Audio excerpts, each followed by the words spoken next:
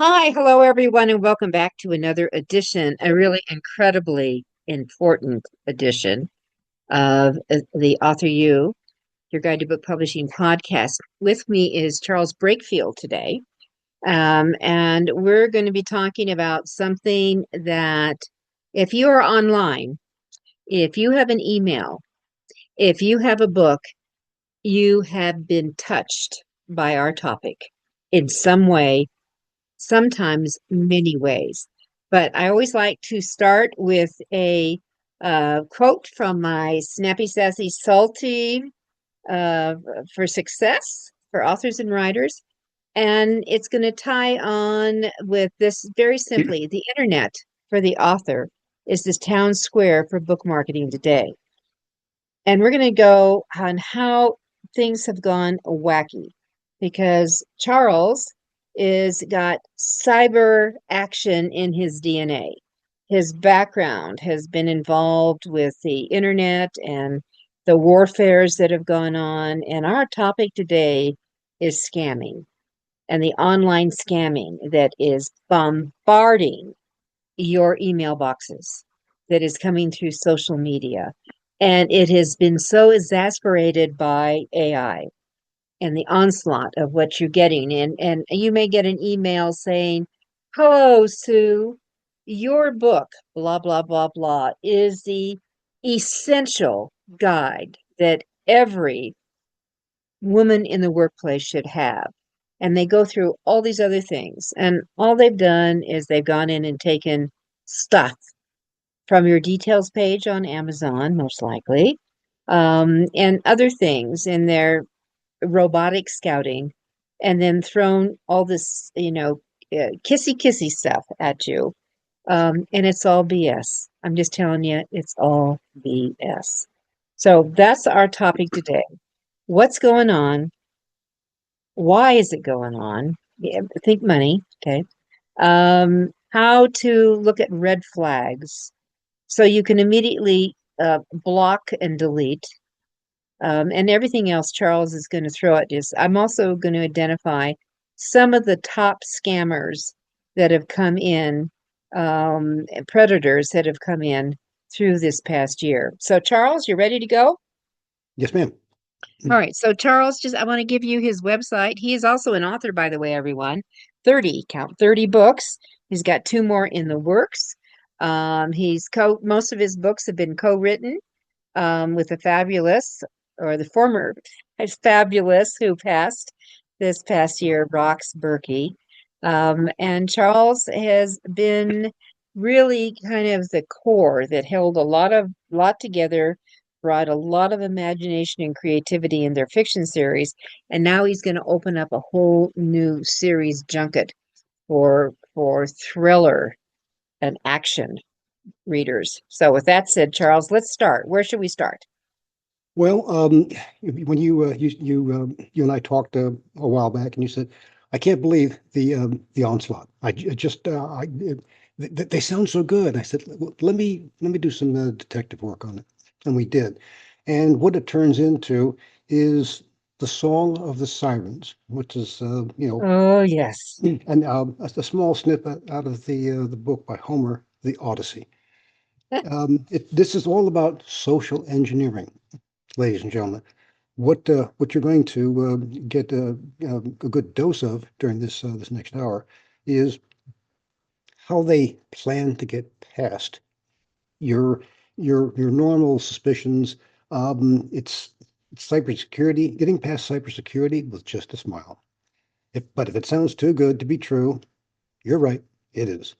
The Mhm. attack vector is to gain your trust. That is the primary mantra of it. And they don't ask for money up front. This is um, like, okay, well, and I get about 10 of these a week. And so I had some great research, detective work to be able to go through it. And they all have just about the same approach. So they want to flatter you. They pull down stuff that looks very compelling. It's looks like they went out to your website and groomed it, picked off stuff, and we'll talk a little bit about that later. But um, and it's usually they got a if they have a picture to go along with it. Not always, they don't always do that. It's usually a female with a name that's sounds like okay, maybe this is legitimate. Again, they're looking to be able to build trust with an email, get you engaged, and give you a pitch. And the pitch is almost always very compelling, and it's so always it smacks of an AI engine. The pitch is, let me help you get reviews you deserve. Your book is languishing, and I mean, good grief, you need hundreds, thousands let me help you do that. And so, sample pitch.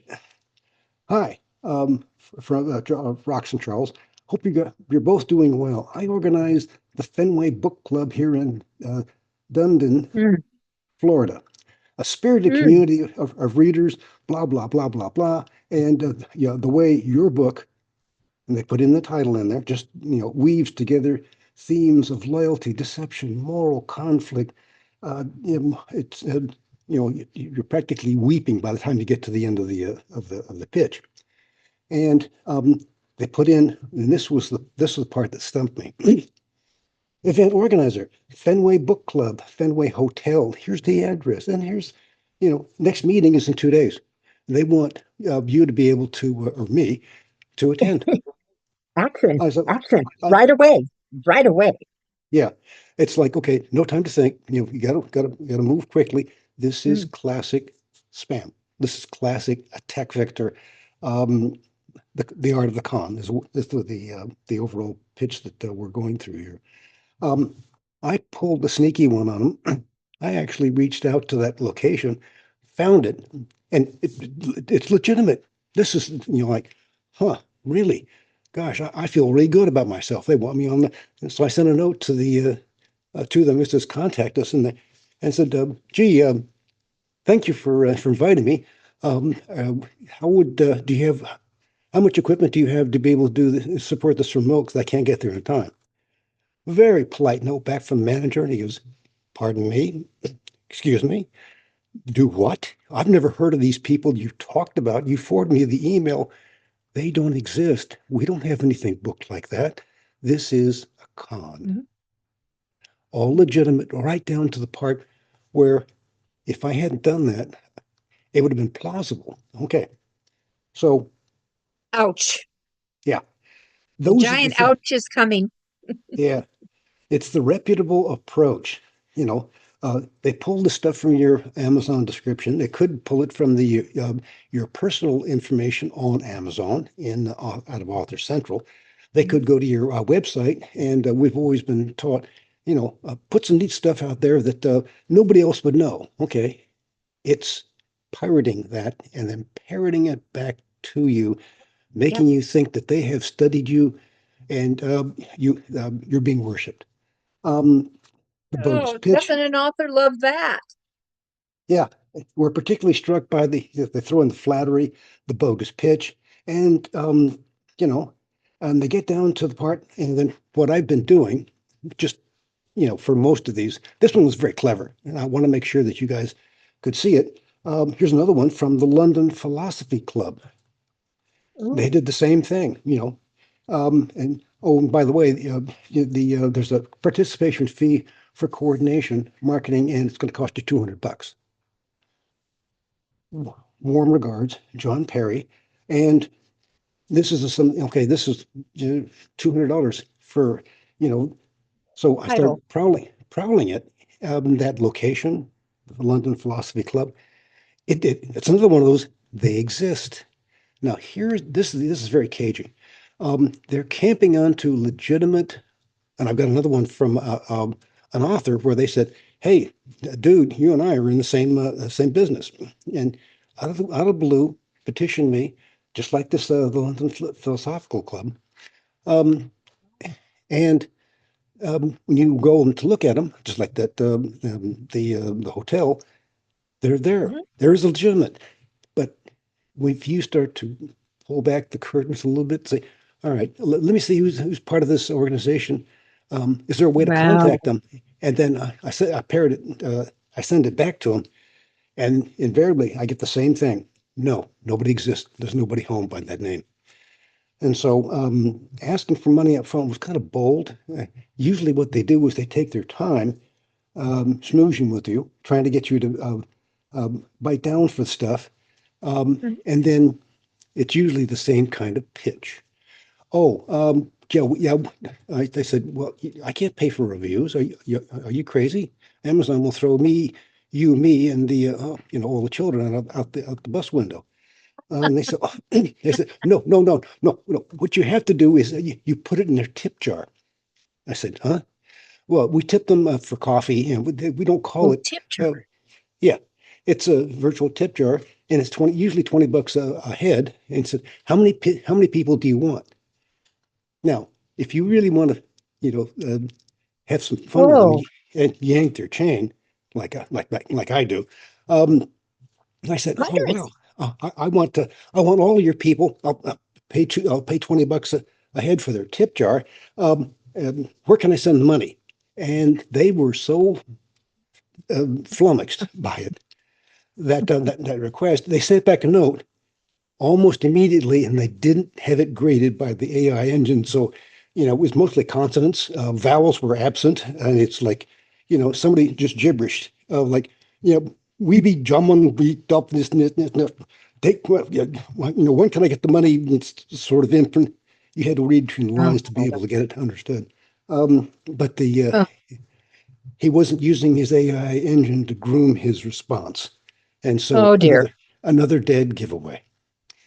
Um, okay, so a few more details. Um, and one of the things that you run into is the email address. Okay, they have to send an email. It's coming through SMTP protocol, standard stuff, and almost invariably they all have a Gmail account. Now, nothing wrong with Gmail accounts. I got one for my personal stuff, but the issue is that the when you reply, it has to go someplace. There has to be a legitimate Mhm. recipient to the, Exactly. uh, and so if you look closely at it, they have a unique name to be able to help track it. Sometimes, and more times than not, you'll see a series of numerals in the return address behind the name, and it's like, wait a minute, why would you need that's not a common name. If it's Joe Smith, okay, got it. You're going to have a whole lot of uh, number 3,285 in there. But the deal is that when you respond, because they're spewing out so much spam, looking for somebody that's gullible, willing to take the bait, as it were. Um, they usually have a number to be able to do the tracking. So if you see a number when the with the Gmail account, automatically, it's not anybody to be trusted. And if it was legitimate, and this is something we get towards the back of the presentation, if they're legitimate, they typically should have a couple of things. One would be a vanity email address, enigmaseries.com. Okay, that's legitimate. So, because you have it registered and it's actually trackable. These bogus emails you can spin them up, power them down, kill them, whatever you want to do if they get too hot. But the idea is you're just looking for somebody to take the bait. So, um, and if they don't have a website for you to look at stuff, and I actually had somebody, I challenged them, I said, hey, let me see some of your work. Let me see some of the stuff that you've done. Again, they pull up somebody who's legitimate and they did it wrong. Mm, And so this is the extra telltale signs of what to look for, how to be able to avoid it. All right, let me just go ahead and make the bold statement here for everybody on the call. Do not share these techniques with anybody that you're fencing with. The reason is you're teaching them what not to do for the next person. So um, mm, keep your cards close to your vest. mhm. Look at this. Use all these details. Grade it. Trash it. Don't respond. Or if you want to respond, don't tell them what's wrong because they'll fix it. Mm. Okay. Charles, I think it's really important we all received from yesteryear the infamous Nigerian prince letters, Hmm. that someone's bequeathing you. And what's happened is a lot of this stuff is bubbling up again from Nigeria.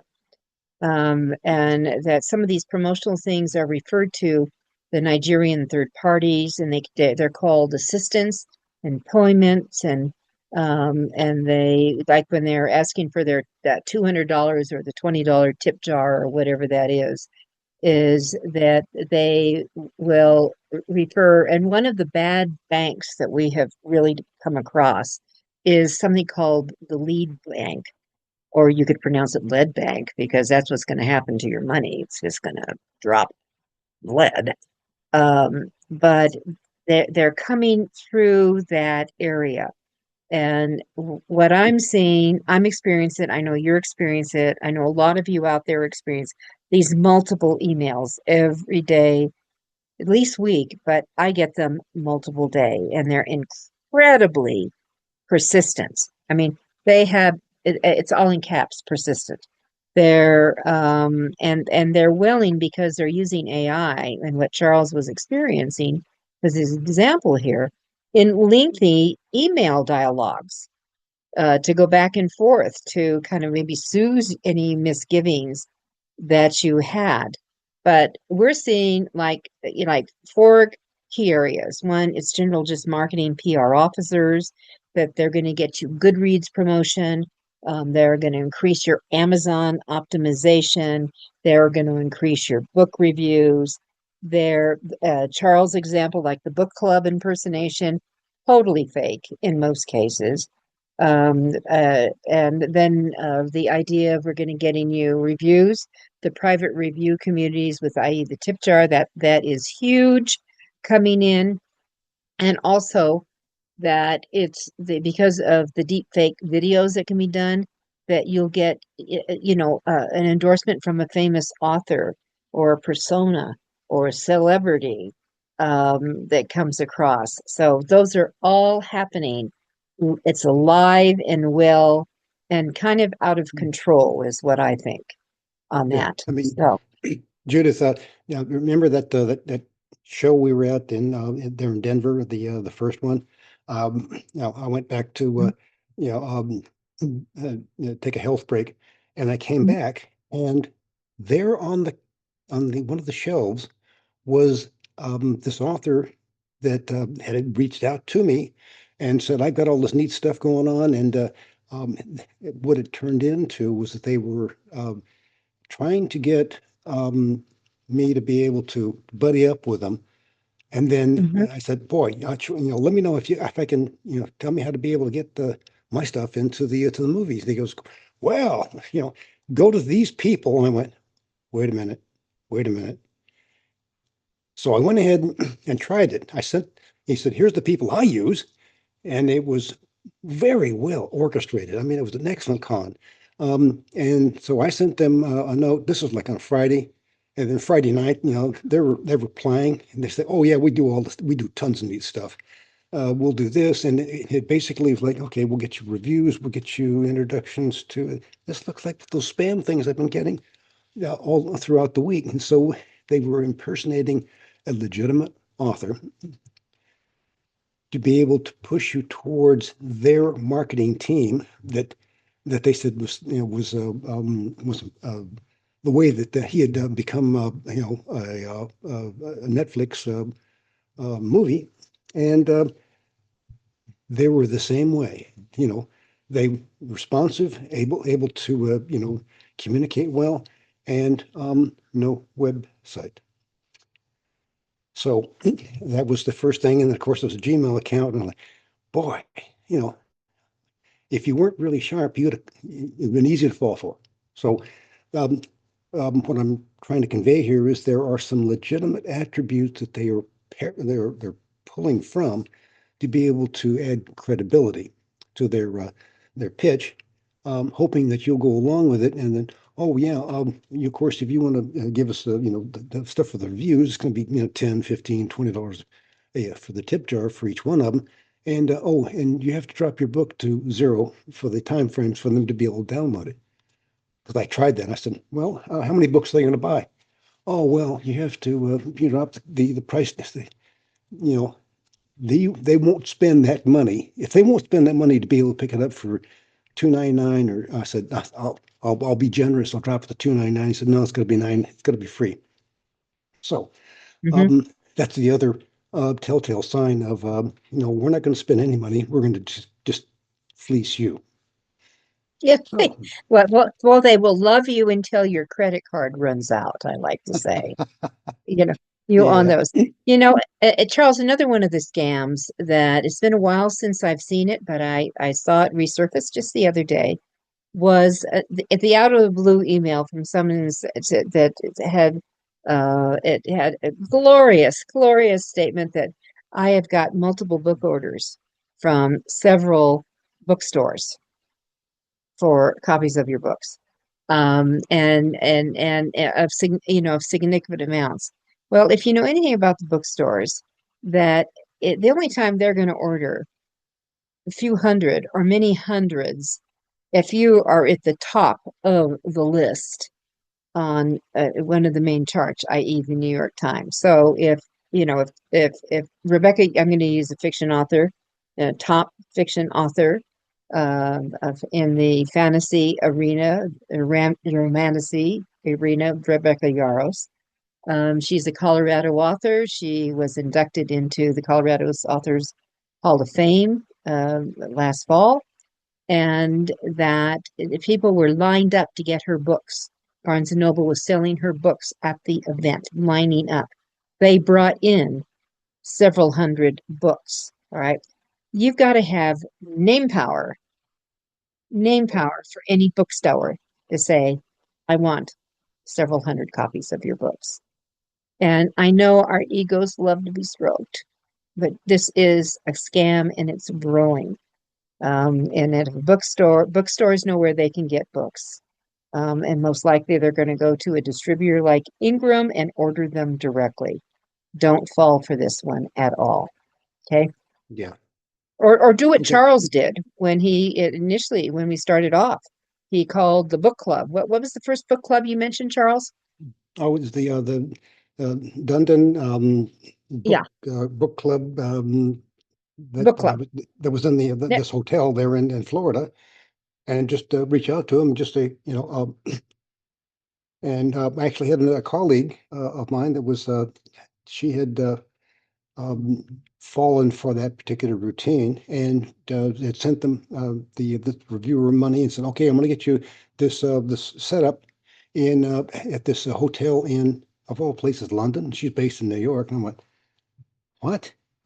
You did what? You flew to London to go for this book selling?" And she shows up at the hotel, and the hotel says, "I'm sorry, lady, I think how much narcotics are you taking anyway?" So they got on the phone with the guy because he did have the phone number, and they finally, after badgering him, admitted that he'd never actually gotten that in place for her to be able to go do the book signing. It was only mhm. talked about. So she burned a ticket. She humiliated herself to go over there to have to unwind all this, but it was a believable scam that they got her trust. That was, and we're back to social engineering 101. If I get your trust, I can get you to part with your money. Um, so as a consolation here, if you find somebody that's that compelling and they're dodging all the bullets you're throwing at them, take the what I call the general pattern approach attack. Hi, book club organizer. We understand, yeah, your need for fees. However, our speaking engagement, such as this, does command a speaking engagement fee for our time. We normally get $500 for remote participation or $1,000 plus travel expenses for in-person engagements. After 30 books and you quote some of your stuff. I've got all this. I do tons of these stuff. I walk on water. I catch bullets with my teeth. Whatever you want to say. And then um, with the all of the exposure we got, this is our requirements for us to be in your particular show. And by the way, and I threw this in just for the gag. We only take cryptocurrency or cashier's checks in advance. Let us know how you want to proceed. Um, Here's another example where they just one blacked out. They just went, okay, we're not going to do this, and this guy's too sharp. The other one, they didn't run it through the AI engine to tell them for them to understand what I was asking, and they thought I was volunteering to pay them $500 to be able to be on their show. And they said, "Oh no, we only need 200." And I'm like, "You didn't get it. You don't understand English. It's not your first language, is it?" So this is another way to be able to, if you're not quite sure, take the attack approach and make them say, "Okay, you're gonna put up or shut up." Ouch. That's an ouch. Yes. Um, so I guess what I'm getting down to, I've got one more discussion point after this, but to kind of summarize, um, why not just delete the item for spam? Well, it's like my dad used to always say, even though blind Sal's going to find an acorn now and then, you may find somebody legitimate in all the efforts. But if you do a quick scan, it's like, okay, they missed this, delete. Don't even bother replying. Even though they will petition the good ones, they'll go back and say, hey, what did I do wrong? I mean, and they'll continue to badger and agitate. And he's like, well, maybe they're legitimate. Throw them the bone of like, okay, I need $500 for you to be able to have my time. Think of it as your time, not just Hmm. getting some reviews. Um, but you got to evaluate, you got to grade if you're going to be able to fence with them. It's going to take a little bit of time if you're not willing to if you want to just discount them. Because I've had a couple of them come through and they met all the legitimate stuff. They actually were legitimate review houses that could be trusted if I wanted to be able to go down that route. So that's just that's sort of the cap it on that particular one because I want to go on to that the other one that you and I talked about, Judith, DocuSign. DocuSign, DocuSign. Oh my God. I just have to tell everyone I downloaded a DocuSign because I was looking for something dealing with some healthcare issues of my husband. It turned out to be a phony.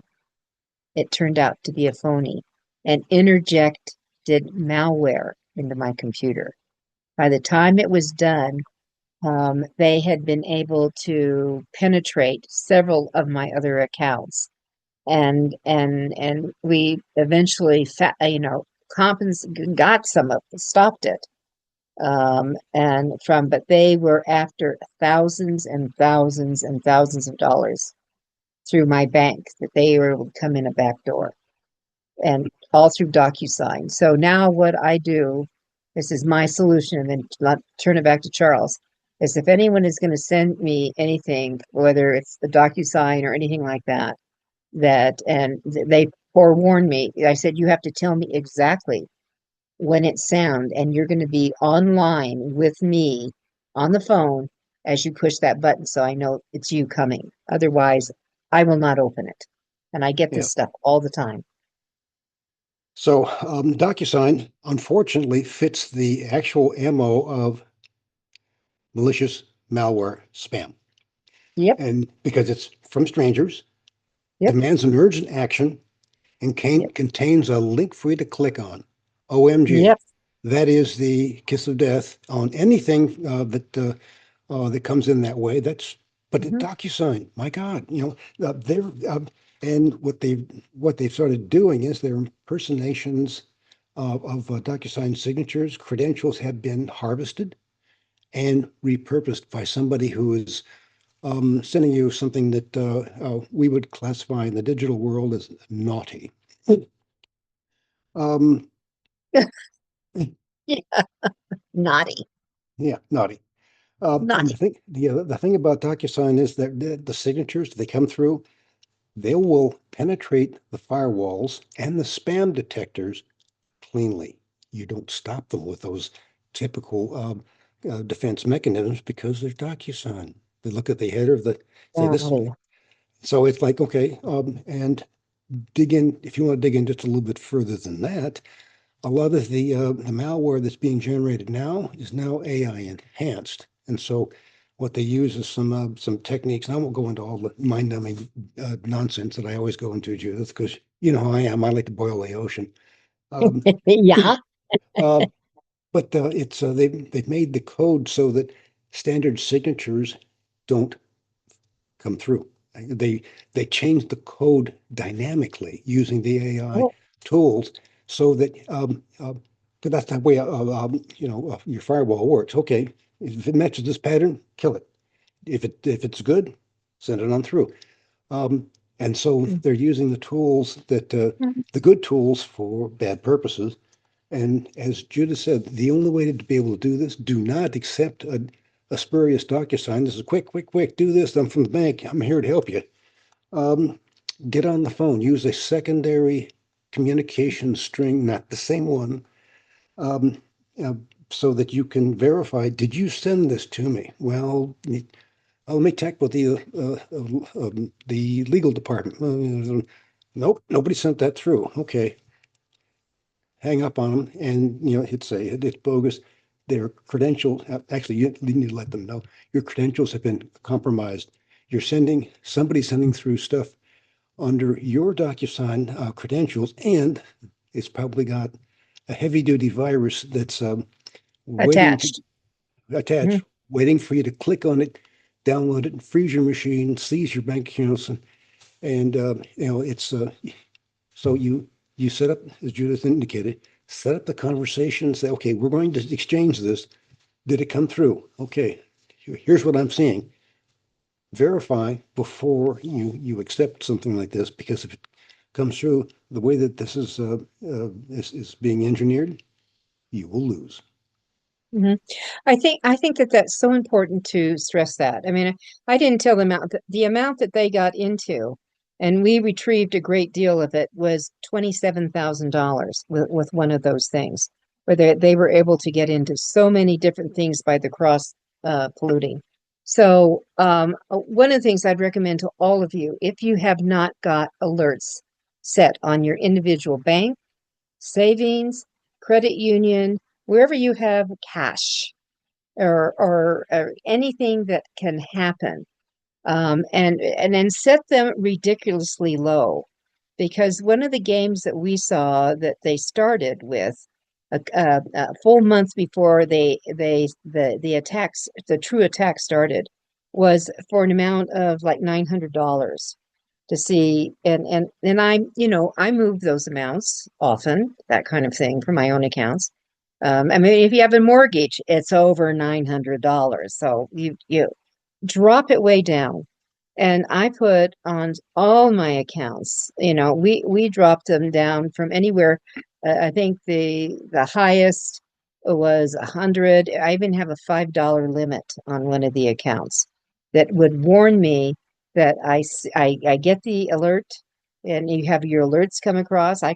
Mine come across on text. Get the alert, and if it's wrong, the bank is immediately called and they stop it. It's stopped. So you just have to be really careful here, all of us. And I don't know of anyone at this point who hasn't been zapped in some way. So this is a not I don't think it's a multi-billion dollar business, Charles. I'll put it probably in the trillion-dollar business. What's going on with this stuff?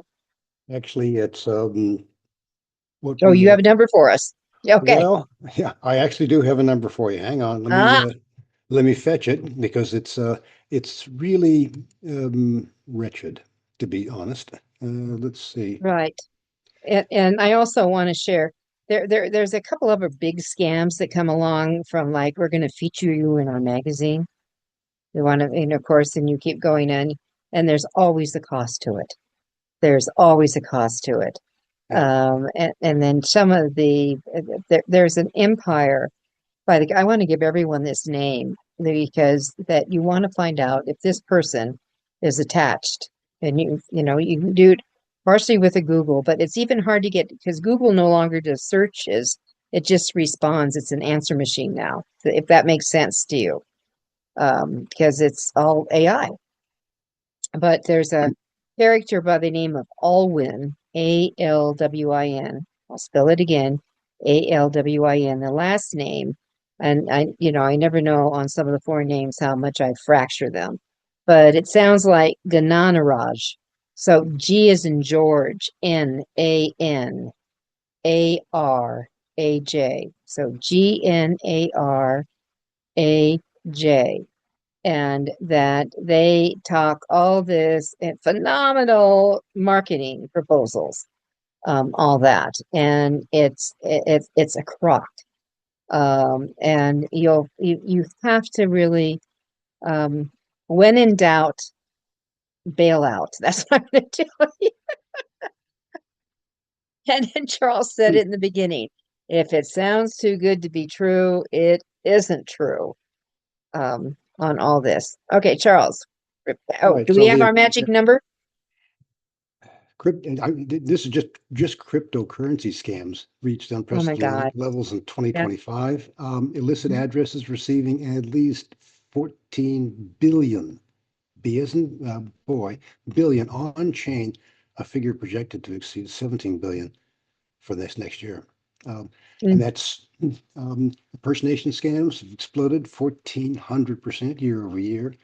The government and the private sector's impersonation tactics saw massive growth with average payout increasing over 600%. AI supercharged scam effectiveness operations with on-chain links to AI vendors extracted more than $3.2 million over the 719,000 the year before. So it's only going up. And unfortunately, I keep seeing more and more in the crypto. I study the crypto world to see who's going to get fleeced next. But it's most of the stuff is just exploding. They're using AI to be able to enhance the attack vector that we're all experiencing. So it's discouraging, but it's important to be able to stay ahead of the curve and realize if you're using, of course, if you're, we're talking, regular bank account and charge accounts, stuff like that. But if you're also into the crypto markets, that place is also full of snakes. I thought the other thing that I might bring up too was that had somebody, has anybody ever got one of those? Oh my God, you got this thing for free. You won. All you have to do is give us a charge number for the so we can pay for the freight. Do not do that yes. because what they do is okay, I got your credit card number, and it goes into a hopper. Do you realize, Judith, that you can buy blocks of credit card numbers with this driver's license and social security numbers to go along with them for $20 a pop, blocks of 1,000. Well, I Um, believe that you can have it. I would know, and I bet you most of our listeners, I'm going to put us all in the same, would not know how to be that kind of a thief. well, I mean, most of the people who are running that don't either.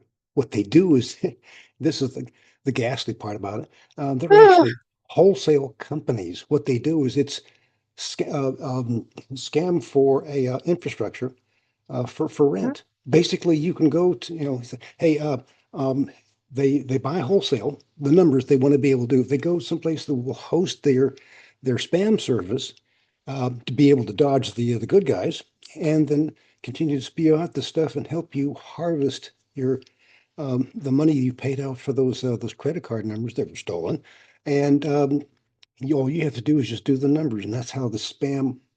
It's actually it, it must be a great MBA course, if you could put it together, of how to be able to architect the how the bad guys have stratified it from wholesale down to retail use of criminal tactics and how to be able to steal money from people.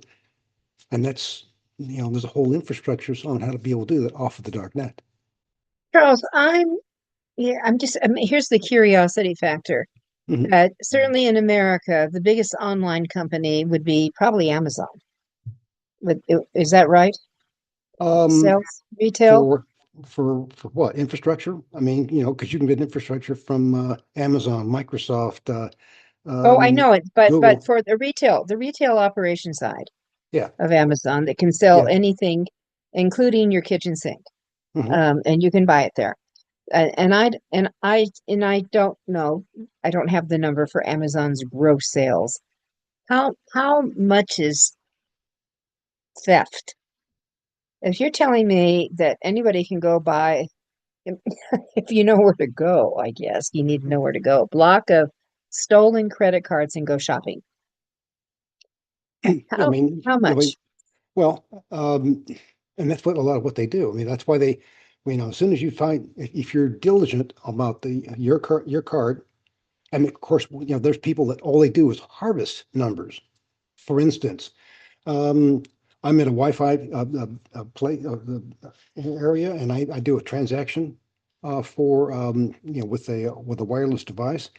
There's a lot of Wi-Fi skimming techniques to be able to grab Yeah. your legitimate number that you use to pay for a meal, and then aggregate it with everybody else's number that was stolen off that Wi-Fi port, and then that goes into somebody else's. Okay, here's the all the stuff I want to sell. I've got two or three hundred thousand of these numbers because the Wi-Fi portals were wide open, and so I could just go in and you know hit. You have an admin account on it, and it's called, and the password is set for password. Do you realize how many places still do that? It's astonishing, and that's where they harvest that information to be able to sell it to wholesalers that sell it to retailers that will actually send emails out saying, um, "I'm going to sell you these numbers, and I get a block of them, and I want to go buy something off of somebody with somebody else's number."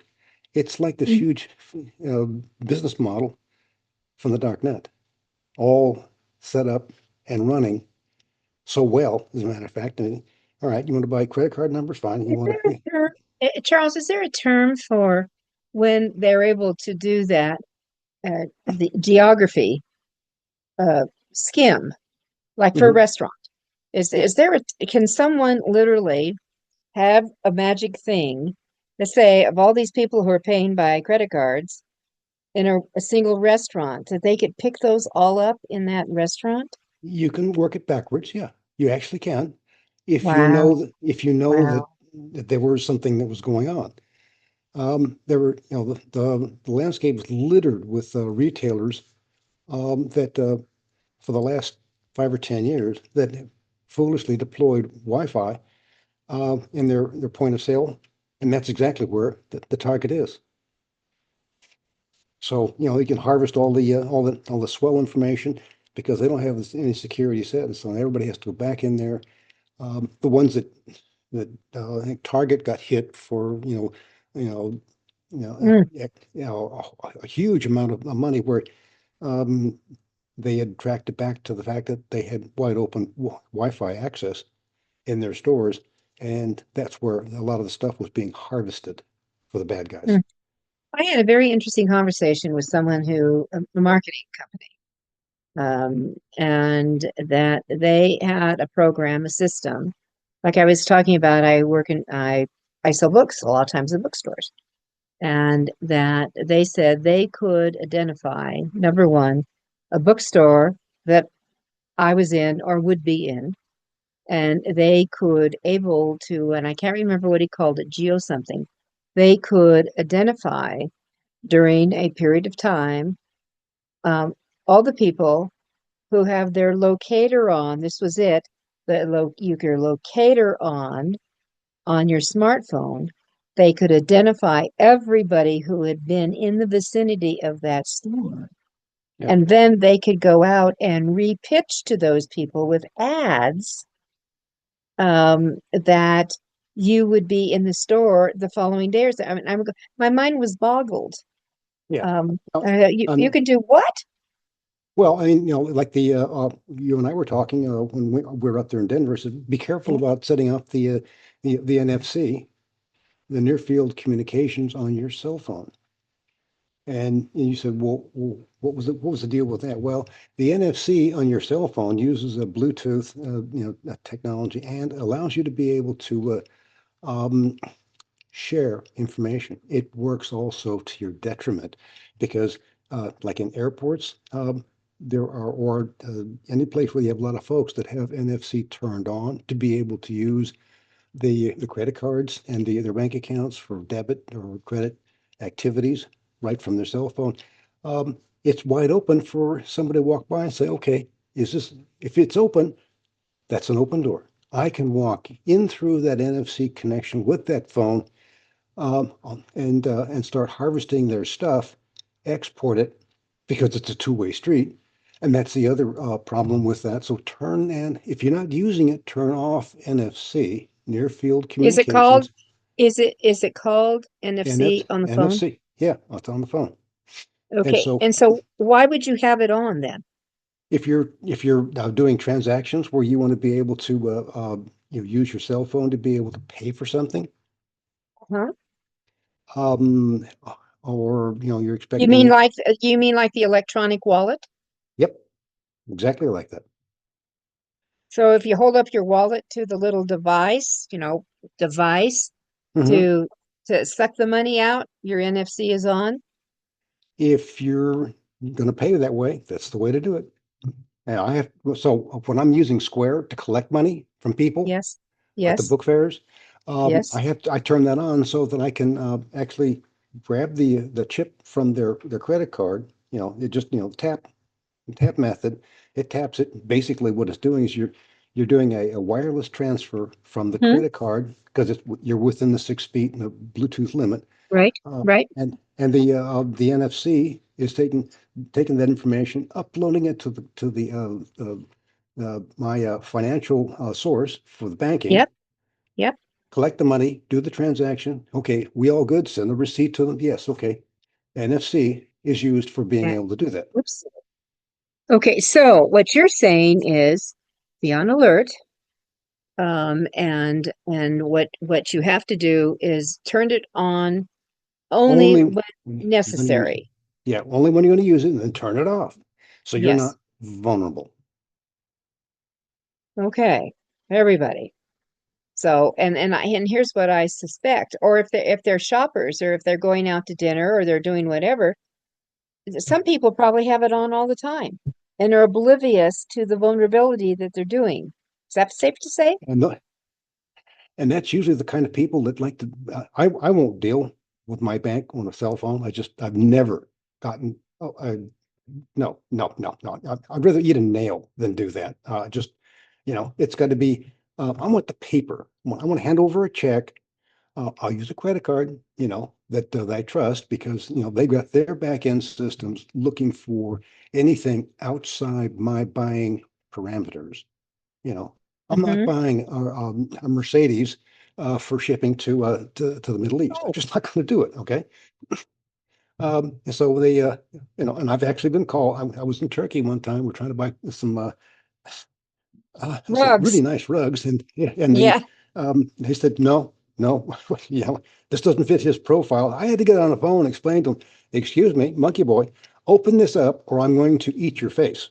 And they said, oh, this is Charles. Okay, yeah, yeah. So I used some rather terse terms. I have to apologize for. I won't repeat them since you've got an audience of a gentle audience of good breeding, Judith. Well, I, But I I picked up Monkey Boy. What's that mean, sir? Really? yeah, that's actually from Aladdin, where the genie goes, "Excuse me, monkey boy." Oh, okay. All right. I'm gonna give that to you. So anyway, Okay. those are all, we could go on and on and on for some of the stuff that I've seen, but the big thing is that they're using AI to be able to enhance the viruses that they're downloading, and so it's going to be an uphill battle, ladies and gentlemen. Okay. So we have like 2 minutes left, Charles. Shocking. Mhm. But one of my key takeaways is I'm going to get out. I have two cell phones. Getting them out, make sure that NFC is turned off. And where do I find that under settings, Charles? Where will Oh, I find settings, that? c- Okay. communications. Oh, communications. Yeah, it looks So for the save it. same area. Yeah, Yeah. yeah, So you authors out there, when you're doing it or using Square, you're going to have it on, but turn it off when you're done. Your yeah, processing is done, turn it off.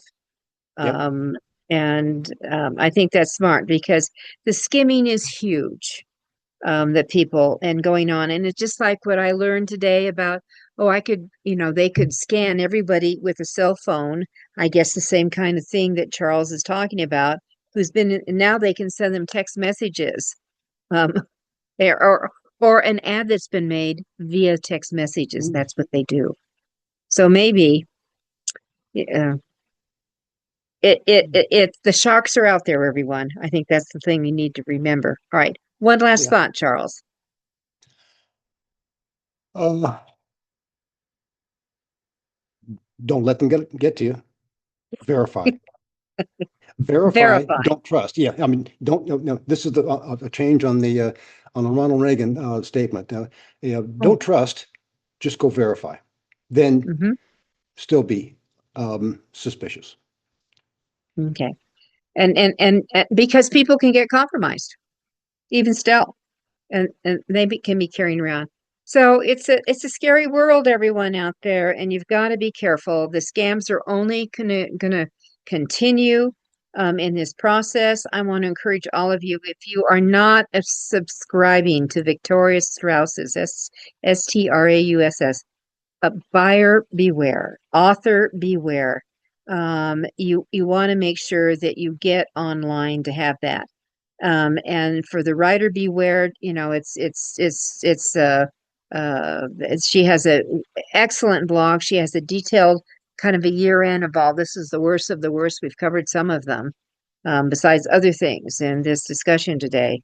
But you definitely want to be a subscriber to that. It will keep you out of deep doo doo, and really make you above the cloud, and reduce your vulnerability, which is what you want. So, everyone, we'll see you next week. Charles, thank you so much. Remember, his website is the Enigma series.com. Thanks all. Okay.